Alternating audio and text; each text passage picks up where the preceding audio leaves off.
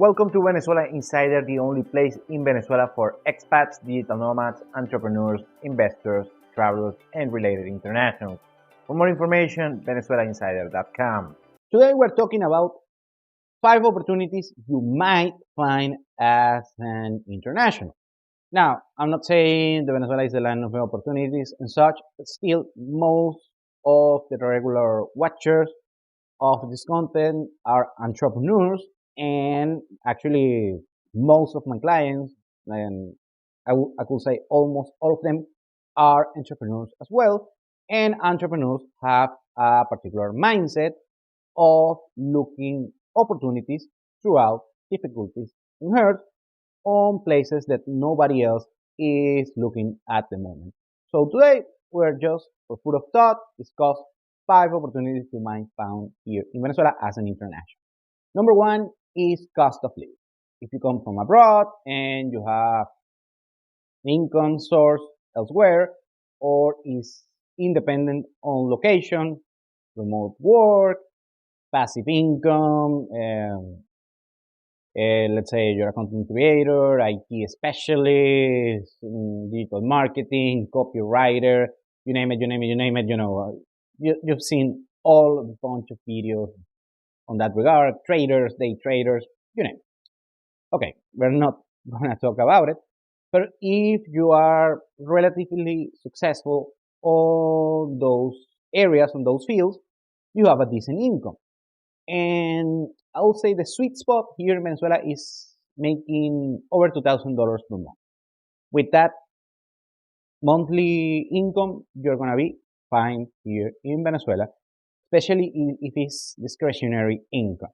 So let's say, in order to be safe, I would say $2,000 plus what your lodging amount.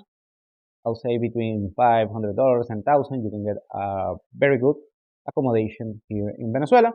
So if you're a minimalist, you'll be under $1,000, although you always have to, have your rainy day fund and such. Well, cost of living, after that, you take care of your cost of living. Maybe even you can think on purchasing a property, here a real estate property here, and that's up to you, of course, knowing the risk involved on that.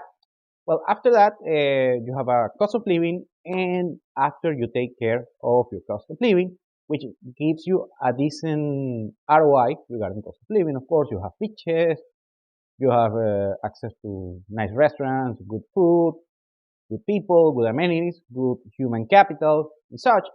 And maybe you can propel your business, your activity here because you already took care or your basic living standards and more your expensive living standards. You took care on a lot of experiences that you can have here, like going to the beach every day and such. And of course, you know the cliche of the digital nomad or the people working remote. So the main takeaway here is you already put that aside, that issue, that mindset, that problem aside, and you can just focus on your job or your main source of income. Number two is business. Now, let me explain pretty well. It's not that you're gonna come here with a few $100s or a few $1,000s and can you make it doing business here in Venezuela. That's up to you. Now, doing business here in Venezuela is quite, it's quite tricky. Of course, the business idea has to come from you, what you're good at, in which field you can provide some added value, in which area you can truly provide value to the society overall. And of course, there are some issues and such. But the good thing is Venezuela, since, in the last decade regressed and it was left behind economically compared to, let's say, the rest of Latin America, let alone the Western nations. So maybe if you come here with a business idea, very good, that was proven in other countries, in other markets, maybe you can execute it here in Venezuela and you might be successful. Of course, business is risky everywhere, and Venezuela is a little bit more risky, let's say. So you have opportunities if you're a brilliant businessman, businesswoman, Of course, you might execute a great business idea that is not being done yet here in Venezuela. Number three is real estate. Well, buying here in Venezuela, we are a little bit up compared to the historic market bottom or the recent market bottom that was on late 2018. Prices are soaring compared, to that bottom on 2018. Of course, we are still far from the, let's say, 2012, 2003, that was the ceiling on the market back then. And what you can do here is if you have, let's say, an SX, you have some savings.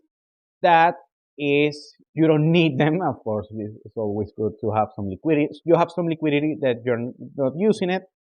Maybe you can get a property here, and of course, you have to know a little bit of real estate investing, and depending on how much do you want to speculate, or just purchase a property for like lifestyle purposes, like house on the beach, or a house on the mountain, or a house on a field away from everything, or just want to live downtown on the nicest area of any given particular Venezuelan city. You can do so. Maybe if you like the country, of course, you have to do, put boots on the ground, do your research and such. So maybe for investing, maybe just for lifestyle choice, maybe you can do some real estate business here in Venezuela. Number four is crypto. And I have to do an update on that because things have changed, especially for the crypto miners and people there was people doing crypto exchanges here in Venezuela. And that just went down because there is this government agency called Sunacrypt, and this government agency, the administration changed because the guy who was running this agency is associated one of the guys that did corruption here in Venezuela, one of the main guys. So it was a very close friend with them. So it's just a political thing and such. The thing is, right now I'm not recommending crypto investing here in Venezuela. Although, if you are, I'm talking doing it here in Venezuela. Although, if you're a crypto investor, a crypto trader, and such, you don't have nothing to be worried about. You just can do your trading or your investing, of course, with companies and exchanges and such that are outside Venezuela. You're gonna be fine on that regard. And after, so you don't need nothing to worry about. You do your trading, your investing, if you're getting passive income on your crypto investing, you're gonna be pretty much fine. There's nothing to worry about. And after that, if you have a sufficient income uh, related with crypto, you're gonna be just fine. Just cool here in Venezuela. And number five is your own skills.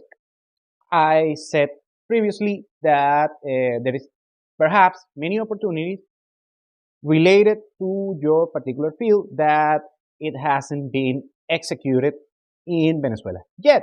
Maybe it's a business idea that you have from Finland or the US or Europe or maybe some other place in Latin America. And those ideas are proven successful business ideas that are working over there, but still in Venezuela haven't existed yet.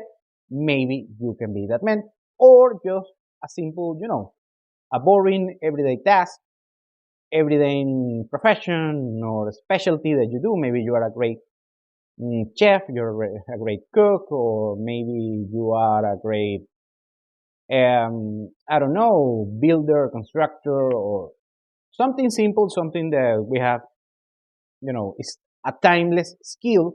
Maybe you can execute it here in Venezuela. Of course, you have to do your due diligence and such, and if it's profitable, if it's viable, to do so here in Venezuela. So the sky is the limit. Maybe if you're looking, changing your scenery and doing something different with your own skills, maybe Venezuela can be for you. Thank you for watching Venezuela Insider. Please like, share, and subscribe. Follow us on social media. If you want to work with us, VenezuelaInsider.com. Thanks again and have a nice day.